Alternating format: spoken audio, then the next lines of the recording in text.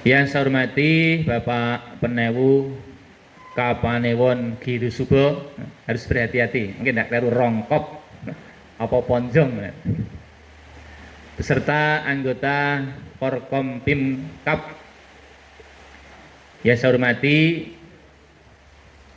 penyelenggara Bapak dari apa nih, Koperasi Giri Asih, Giri Arta itu duit gitu. Jadi duit sing eneng gunung. Yang saya hormati Bapak Ibu jamaah pengajian lintas instansi se-Kapanewon Giri Subo. Alhamdulillah kita bersyukur kehadirat Allah Subhanahu wa taala pada siang hari ini dalam cuaca yang penuh berkah. Allah itu kalau menurunkan hujan menurunkan berkah. Ma'an mubarakan, ma'un mubarakun. Hujan itu adalah air yang diberkahi. Bahkan Rasulullah SAW itu kadangkala ngalap berkah udan niku berbasah-basah di luar agar mendapatkan berkahnya hujan. Mila mangkih menawi sampun bibar kok tesih Jawa deres mbok sah ngagem mantol kek niat men entuk berkah sekaudan. Aku lo kebajet ngeyup pun.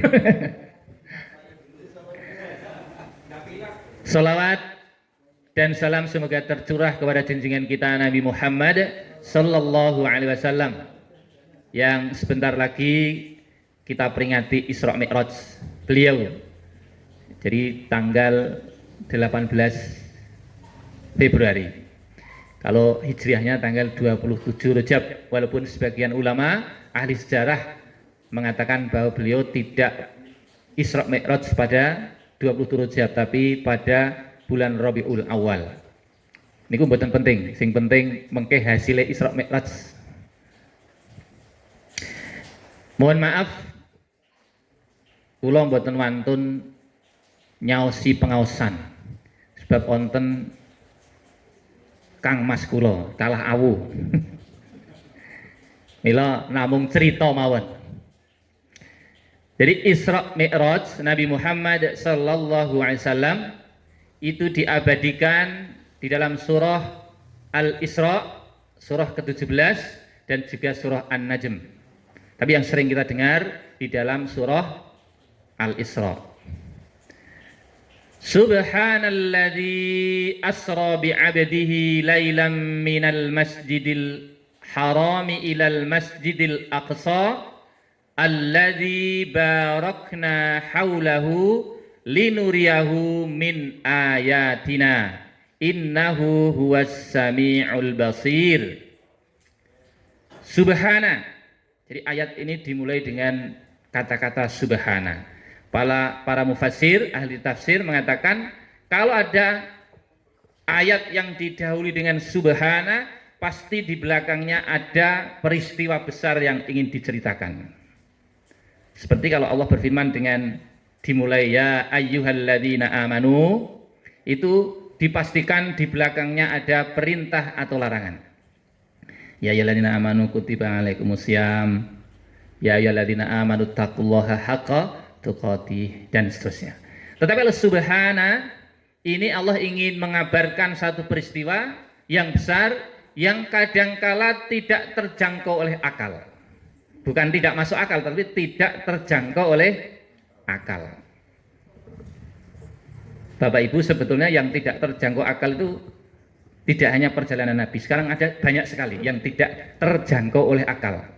Misalnya kalau kita melihat bulan, matahari, bintang, itu kok bisa berada di ngawang-ngawang, mboten enten cantelane, mboten enten dalane, mboten enten congkokane, ora ana taline, tetapi dia berjalan kullum fi falaki yasbahun, berjalan di tempat edarnya masing-masing. Engko nek kerendeng matahari ke selatan, pentok 22,5 derajat, mboten bablas yang segoro kidul ning bali ngalor. Kembali lagi sampai ke utara dari ketiga 22,5 derajat, balik lagi terus tidak pernah berubah dari sejak zaman Nabi Adam sampai Adam Malik. Dari zaman Umar bin Khattab sampai Umar Wirahadikusuma. Tidak pernah berubah. Ini kalau di akal juga tidak masuk akal. Tetapi karena tidak terjangkau oleh akal. Begitu pula berita yang ingin Allah kabarkan berupa Isra Mi'raj itu adalah berita yang tidak terjangkau oleh akal, apalagi pada saat itu. Kalau perjalanan Isra saja dari minal Masjidil Haram ilal Masjidil Aqsa, Masjidil Haram ke Aqsa itu kira-kira 1.500 km. Zaman rumiyin dereng enten Lion Air, dereng enten Garuda, enake jaran karo unta. Kira-kira ya berbulan-bulan sampai ke sana. Maka Allah kemudian membersihkan dirinya dan menjadikan Nabi Muhammad SAW dengan memulainya dengan subhana, bahwa informasi yang akan disampaikan walaupun tidak terjangkau oleh akal tetapi benar terjadi. Mila riwayatipun niki kesempatan orang-orang Yahudi untuk menjatuhkan nama baik Nabi Muhammad SAW. Nabi mugi ngapusi ana sewengi kok cerita dulan saka Masjidil Haram yang Masjid Aqsa, kemudian di dalam hadis ditambah ke Sidratul Muntaha dalam jangka waktu hanya 1 malam. Nabimu ngapusi. Orang-orang Yahudi begitu. Maka banyak orang-orang Muslim yang kemudian juga ragu-ragu. Apa ya tenan? Nek nganti pundi Mekah, Aqsa, Sidratul Muntaha, bali meneh teng Mekah hanya dalam 1 malam. Maka kemudian orang-orang Yahudi itu menguji Nabi. Menguji Nabi. Suruh menghitung jumlah pintu Baitul Maqdis. Nek pancen sampeyan wis tau nyang Masjidil Aqsa, hitungan lawange pira? Monggo dene niku nek teng pundi? Menah Masjid Nabawi teng Masjidil Haram nek kon ngitung pintune niku ora iso. Jumlahnya ribuan. Nek dene pintu telu ora suk-sukan gitu. Ngriko pintune ribuan suk-sukan mlebu teng masjid. Nek masjid Giri Suba niku pintune telu rong karuan suk-sukan. Lah arek mlebu niku lho. Mula mangke nek tindak mereka umroh napa haji, nek ndeleh sandal niku jenengan tengeri nomere si pintu niku pinten. Nek ora ditengeri ilang wong pintune padha kabeh. Iki mau nek lawang endi ya. Demikian. Di Allah kemudian menunjukkan kepada Nabi Muhammad SAW jumlah pintu Masjid Aqsa. Baru kemudian banyak kaum muslimin yang percaya bahwa Nabi betul-betul pernah ke Masjidil Aqsa. Mila mangke nggih bukti nek jenengan tindak pengawasan mriki menawi dipun menapa punduti pirsa Pak Kepalanipun niku jenengan hitung jumlahe sing rawuh mau pira. Mungkin nek ditekokke. Ndak ndadaki ngapusi ora ketuk kene malah guryang wedi ombo. Bapak Ibu sekalian, perjalanan Isra Mi'raj saya tidak akan menceritakan peristiwanya, itu sudah terulang-ulang. Adalah perjalanan intelektual sekaligus spiritual. Jadi selama ini kita memahami hanya perjalanan spiritual, tetapi itu sesungguhnya perjalanan intelektual sekaligus spiritual. Dilakukan Nabi pada saat Nabi berduka. Maka disebut Amul Huzni, tahun kesedihan. Kenapa Nabi sedih? Jadi Nabi itu walaupun seorang Rasul tetapi punya sisi basyariah, punya sisi kemanusiaan seperti kita. Pertama karena ditinggal mati istrinya Khadijah Al-Kubra. Jadi normale wong niku nek ditinggal mati garwane susah. Badhe enten sing malah seneng nggih enten yo arang-arang. Alhamdulillah meh tak daftarke pengadilan agama malah mati. Rasa ragat iki. Tapi selak rak ngijolke niku. Urung nganti didaftari pengadilan agama malah mati. Malah ora ragat, malah itu duit layatan gitu. Nabi itu walaupun utusan Allah tapi punya sisi kemanusiaan basyariah. Maka ketika ditinggal mati istrinya bersedih. Mila menawi panjenengan mangkih mbok menawi garwanipun apa keluarganipun tilar donya panjenengan bersedih menika wajar. Sing ora entuk menika menek nganti berlebihan sampai menyobek-nyobek baju, ndak makan 7 hari 7 malam, gembling-gembling ke sirahe mboten oleh. Karena ini menandakan kita tidak menerima takdir Allah Subhanahu wa Ta'ala. Kalau menangis kemudian susah ini wajar, manusiawi, ampun ditahan-tahan. Kok ndak dilokke wong dirasani wong, adik bojone mati kok meneng wae. Malah lirak-lirik iki. Ini yang pertama. Kemudian juga ditinggal mati pamannya Abu Thalib. Kenapa bersedih? Karena kalau Siti Khadijah itu adalah donatur utama dakwah Nabi Muhammad SAW. Beliau kan kaya. Mulane nggih normal nek enten wong randidit niku terus susah niku normal. Nabi niku ditinggal donaturnya itu sedih. Selain karena cinta sebagai istri, ditinggal donatur. Nah nek wong duwe duit kalian mboten duit niku beda anune, praupane. Nek sing duwe duit niku gagah-gagah. Saking artane kita ketok lho wong pegawai bank niku ketok. Sugih duit masalahe. Ning wong sing kokean utang ya ketok mlucrut kowe. Nganggo mobil Alphard nika ya rada tap-tapan anggere tanggal pira ngono. Jadi ekonomi itu penting nih. Dalam hal apa saja. Bahkan dalam hal dakwah juga diperlukan. Ini ngaji niki mboten ana duit ya ora mlaku niki. Ana wedang, ana snack. Kalau dereng buka niki, biasanya nek saka bank niku cok beda. Kok anune niku. Jumlah karo jenis. Mboten ajeng buka mungkin. Nah niku nek duwe duit niku ya gagah. Nabi juga begitu. Sisi kemanusiaannya ketika donatur utamanya itu meninggal menjadi susah. Yang kedua, paman Nabi Muhammad SAW walaupun beliau sampai akhir hayat tidak mau masuk Islam. Jadi ketika mau meninggal itu Nabi Muhammad itu menunggui Abu Thalib, kemudian di sisinya ada Abu Jahal, Abu Lahab, Abu Sufyan. Setiap saat Nabi mengatakan, wahai ya ammi, qul la ilaha illallah, wahai pamanku katakan la ilaha illallah agar aku punya hujah di hadapan Allah untuk memintakan ampun. Terus Abu Jahal, Abu Lahab, Abu Sufyan dan abu-abu yang lain itu mengatakan, apakah engkau akan meninggalkan agama nenek moyangmu? Mboten situ. Abu Thalib itu walaupun tidak masuk Islam sampai akhir hayat, tapi beliaulah yang menghalang-halangi gangguan dari kafir Quraisy. Mboten wani sebab beliau adalah pemimpin Quraisy. Dan Quraisy ini adalah suku yang sangat dihormati. Nah, di suku Adnan, dari Adnan dulu, Mbah Adnan. Mulane nek Pak polisi kali Pak tentara menika pas pengajian ngenten pun rawuh niku pun tenang ae dhewe gitu. Sebenarnya sing bakal ganggu. Gur siji mau ancamane liwat-liwat sliwar-sliwar niku. Niku mayar dibedil apa diuncali tempe men. Ini mboten apa arep melu ngaji ampun bisa. Niku mbokno sing anu niku napa anak profesor anjingnya Ashabul Kahfi turunane. Turunane. Jadi dulu ada anjing yang soleh namanya anjingnya Ashabul Kahfi yang ikut masuk surga nih. Niku muga-muga mangke. Sing ajeng diolini sinten mangke monggo.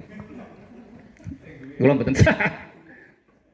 Jadi keamanan. Jadi dakwah, tidak hanya dakwah, ingin membangun sebuah masyarakat bangsa negara itu diperlukan ekonomi, diperlukan keamanan. Alhamdulillah teng Indonesia niki aman, ayem, toto titi, tentram. Ampun nganti gawe kisruh niki pokoke pun aman dipertahankan. Persoalan ada perbedaan itu manusiawi. Sak brojolan men beda-beda gitu. Wong sak sedulur limo. Lha niki elek-elek kali Pak. Penewu niki sedulur. Ning senengane beda-beda. Kebiasaannya. Beliau seneng ikan laut, remen betul. Oh, nggih padha berarti ora beda. Nasibe beda. Beliau jadi panewu, kula jadi ustaz TPA, Mbak. Berbeda. Tapi yang penting para pendahulu kita membuat Bhinneka Tunggal Ika. Dalam hal-hal untuk membangun bangsa dan negara, membangun masyarakat, kita bersama. Dalam hal ibadah kita lakum dinukum waliyadi. Ada ranahnya masing-masing. Alhamdulillah aman negara kita. Dan Nabi kemudian berduka, ditinggal istrinya, ditinggal pamannya. Nah, terus Gusti Allah gandeng pirsa kawulanipun ingkang paling dipun tresnani menika bersedih. Deku-deku ning Masjidil Haram menika lajeng menapa menika membuat satu program yaitu perjalanan. Jadi nek wong susah niku obate kadang kala healing didulanke.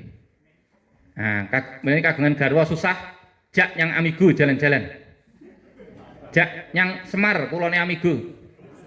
Milih aku ya apa sing dikok senengi. Mengke nek pun milih ning duwite urung ana.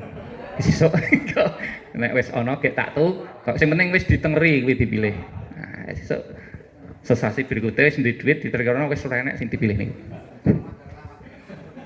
Mbok brene nggih normal ta niku nek susah didulan-dulan ngene niku seneng. Jadi menghilangkan kepenatan. Kemudian Allah memperjalankan.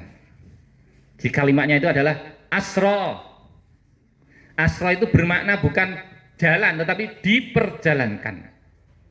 Jadi masuk akalnya di sini. Seandainya Isra Mi'raj itu perjalanan Nabi, beliau sendiri yang berangkat, maka tidak akan mungkin terjadi. Tapi karena Allah yang menghendaki asra, bimakna muta'addi, gitu Pak Kiai, diperjalankan. Maka ini sesuatu yang tidak muskil, sesuatu yang bisa terjadi. Kalau Allah itu menghendaki hanya kun. Idza arada syai'an ayyaqula lahu kun. Fayakun ini penjelasan saja, bukan. Allah hanya kun saja. Pingin umpamanipun dadosaken panjenengan apa kun. Pak Musyafa nih, mboten dikun biyen apa dadi pegawai. Mboten saking mriki to jenengan Pak Musyafa. Asline pundi? Oh, mecruh nek cara ngene. Tapi dikun oleh Allah jadi pegawai. Padahal banyak orang yang lebih pinter ning ora dadi pegawai. Pak Penewu kun. Jadi Penewu pundi? Giri subuh. Kun jadi tidak muskil bagi Allah untuk memperjalankan Nabi dengan peristiwa yang luar biasa seperti itu. Bapak Ibu jamaah yang dirahmati Allah, sudah 20 menit. Mulai boleh terlambat tetapi selesai tidak boleh terlalu lama. Saya memahami perasaan Bapak Ibu sekalian. Ada yang banyak pekerjaan, ada yang wis gerbeken Ustadz ini memang rampung-rampung. Ada yang punya mungkin janjian dan lain sebagainya, rapat dan sebagainya. Mungkin belum betul kalau buka. Tambah 10 menit aja.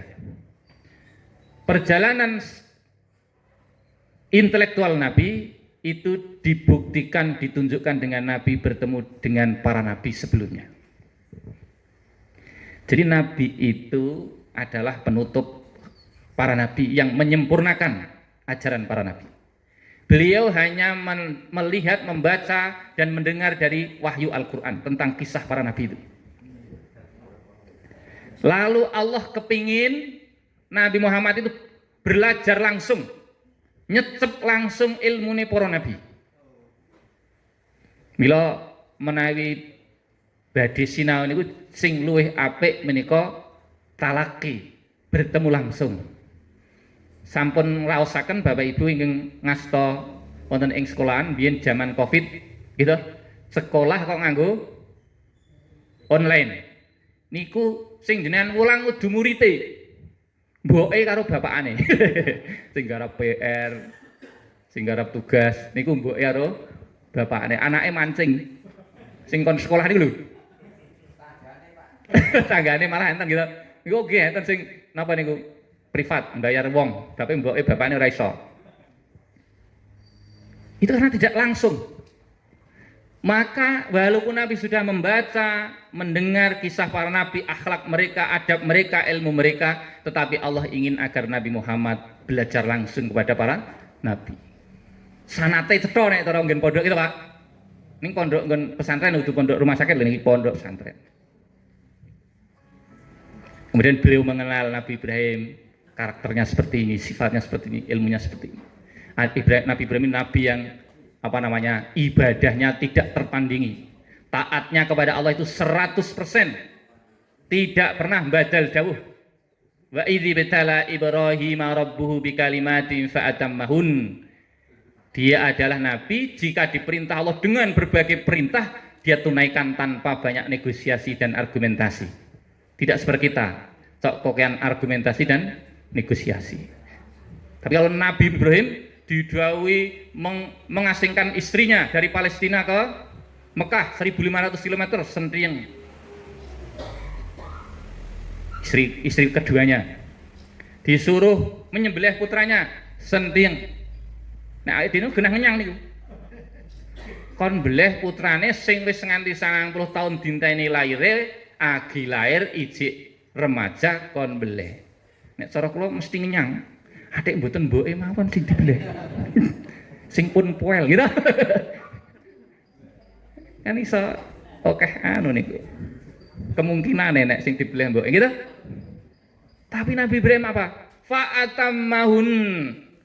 Bahasanya itu bukan sekedar mengerjakan, tetapi ia sempurnakan perintahnya. Mengerjakan dengan cara yang sempurna. Fa'atamma. Tuntas. Niki Ibrahim. Ada lagi nabi yang berkarakter seperti Nabi Musa. Nabi Musa itu temperamen, pernah ngantil Bani Israel sampai mati. Jadi ini mau naik ustadz kok galak niku megurune Nabi Musa. Niku kan ngantil Bani Israel. Kita nggak cerita Al-Quran itu. Jadi sedulu wong Bani Israel. Jadi Musa itu kan ada di Mesir, ya toh? Mesir itu bukan Bani Israel. Kenapa kok Bani Israel ada di Mesir? Karena dulu di Nabi Yusuf itu kan Bani Israel, terus dicemplung ke sumur, dituku didolnya Mesir. Terus setelah sukses menjadi bendahara, kabeh keluargane gonya Mesir. Mila jenengan menawi sukses, kaya niku wau mecruh niku wau, sukses terus keluargane sing miskin ning desa niku gorine kabeh. Men melu menikmati kesuksesan. Tapi setelah Fir'aun yang dulu menerima Yusuf, memuliakan Yusuf, Yusuf sudah tidak ada, tinggal keturunannya yaitu Nabi Musa alaihissalam. Kemudian Bani Israel itu diusir oleh orang-orang Mesir. Nah, tahu padu wong Bani Israel terus dibelani si Musa, diantil meninggal dunia. Mungkin enten kaya Habib Rizik barang niku, mungkin niku riyen Habib kan niku.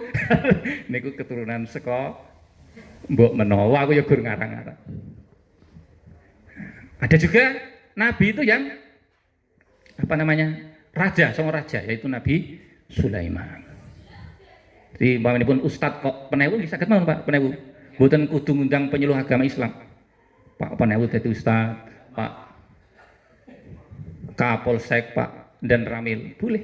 Ada dulu nabi seorang pemimpin, Nabi Sulaiman yang memberantas ilmu sihir. Diabadikan dalam Al-Qur'an. Wattaba'u ma tatlus syayatinu ala mulki Sulaiman. Ilmu sihir itu pernah ditimbun oleh Sulaiman, tidak boleh diajarkan.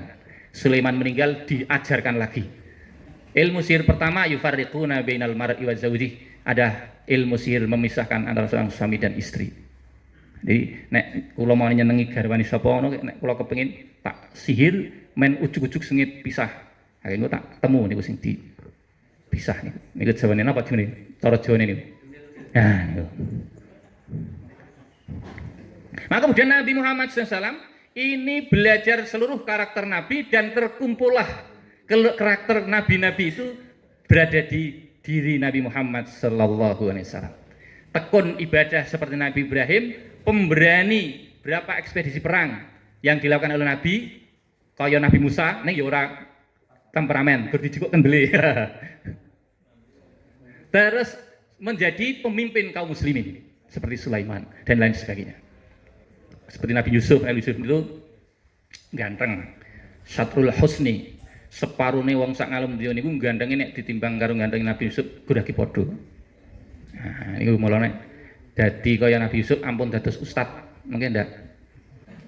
Orang ngrungokke malah gur pun tek jame. Terakhir itu perjalanan apa namanya? Intelektual, perjalanan spiritualnya adalah sholat. Jadi kalau kita ingin membangun masyarakat, bangsa dan negara, dua-duanya harus dilakukan Bapak Ibu sekalian. Membangun intelektual, membangun spiritual. Nek mung pinter tok tanpa spiritualnya bagus, bisa berakibat tidak baik. Begitu pula ngibadahi mempeng, sholatnya mempeng, ora pinter, nek dipasrai gawean ya ora dadi. Gurijan izin. Kon ngetik komputer ora iso, kon gawe surat ora iso. Ini maka ada dua hal dalam Isra Mi'raj ini. Kita monggo sebagai ASN, sebagai pegawai pemerintah, kita meningkatkan dua kompetensi. Pertama aspek intelektual agar kita bisa menjalankan tugas-tugas kita. Yang kedua aspek spiritual, yaitu dengan memperbanyak sholat terutama. Opae sholat niku luar biasa, okeh opae, tapi yang paling kita tunggu-tunggu adalah kita bisa melihat Allah Subhanahu wa Ta'ala. Nabi Muhammad SAW bersabda sebagai penutup, innakum satarawna rabbakum kama tarawna hadzal qamar. Sesungguhnya kalian akan melihat Tuhanmu sebagaimana kalian melihat bulan purnama pada malam hari ini, kata Rasul kepada para sahabat. La tudammuna fi ru'yatih. Kalian tidak akan berdesak-desakan, tidak akan terluka, tidak akan berbahaya ketika melihat Tuhanmu. Fa in istata'tum, maka jika kalian mampu, alla tughlabu ala salatin qabla tulu'i syamsi wa qabla ghurubiha. Jika kalian mampu, jangan pernah terlewatkan salat sebelum terbit matahari, wa qabla ghurubiha, dan sebelum terbenamnya.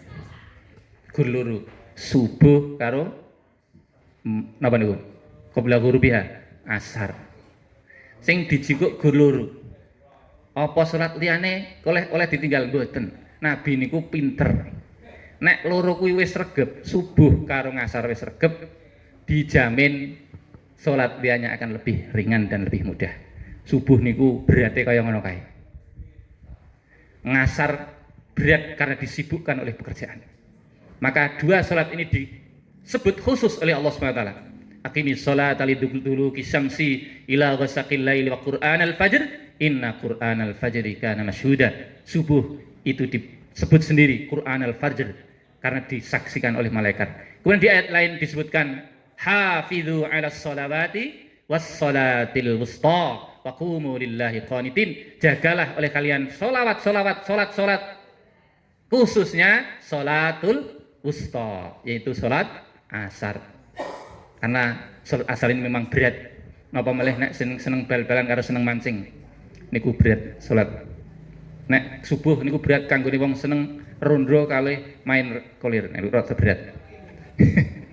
Mekaten anggen kula ngaturaken menggah pengaosan wonten ing siang menika mugi wonten manfaatipun. Lan sedaya atur ingkang kirang jebrono nyunggung samudra pangsami wekdal kita konduraken. Assalamualaikum warahmatullahi wabarakatuh.